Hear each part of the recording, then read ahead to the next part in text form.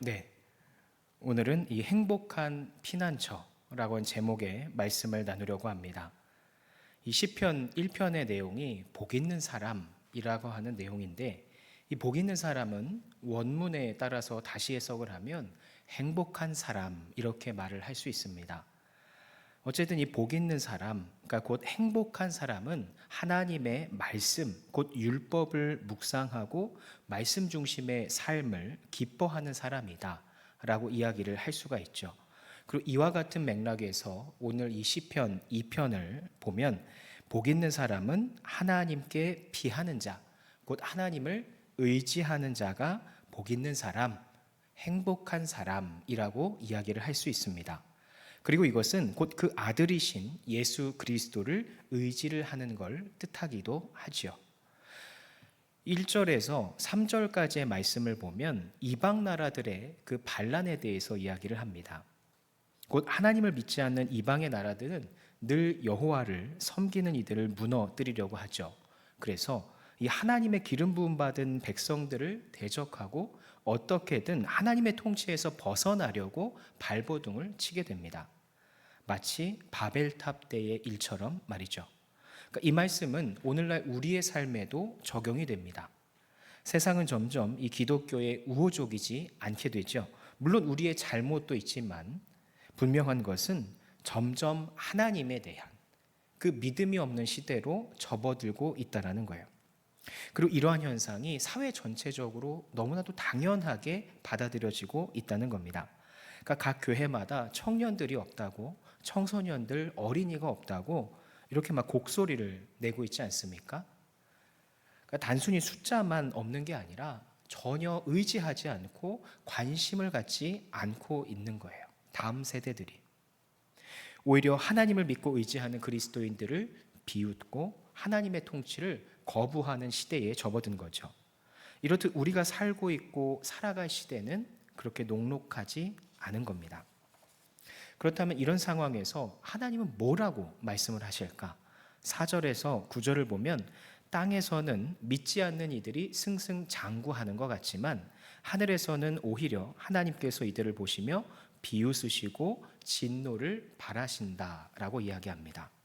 그리고 하나님께 대항하는 자들을 놀라게 하시고 그들을 상대할 왕을 세우신다라고 말을 하죠. 그러니까 이 왕은 결국 누구죠? 예수 그리스도를 의미합니다.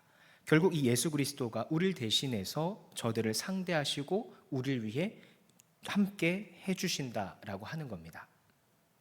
그러므로 우리는 이 현재의 불리함, 핍박, 이런 아픔과 같은 이 땅에서의 일을 보면서 한숨 지을 것이 아니라 뭘 해야 하는 걸까요? 하늘을 바라보면서 우리를 위해 대신하실 그 예수 그리스도를 바라보면서 신앙생활을 해야 한다는 거예요. 마치 예수 한 분이면 충분합니다 라고 하는 이 슬로건이 있는 것처럼 예수의 이름으로 우리의 모든 것을 아뢰고 예수의 이름으로 모든 상황이 바뀌어서 선으로 이끄실 것을 믿고 기다려야 한다는 거죠. 그리고 이와 같은 결과를 어떻게 얻을 수 있냐면 히브리서 11장의 말씀, 믿음은 보이지 않는 것들의 증거요 바라는 것들의 실상이니, 이 말씀과 같이 꼭 내 눈에 가능성이 결과물이 보여야만 믿고 힘을 얻는 그러한 가시적인 신앙이 아니라 하나님이 나와 약속하셨으니 때가 이를 때 반드시 이루실 것이다 라고 하는 그 믿음을 가지고, 보이지 않음에도 믿는 그런 위대한 믿음을 가지고 신앙생활을 할 때 우리에게 하나님의 역사가 임한다라고 하는 사실을 믿으시기를 축원합니다. 여러분, 이 세상이 두려우십니까? 불리한 상황이 걱정이 되십니까?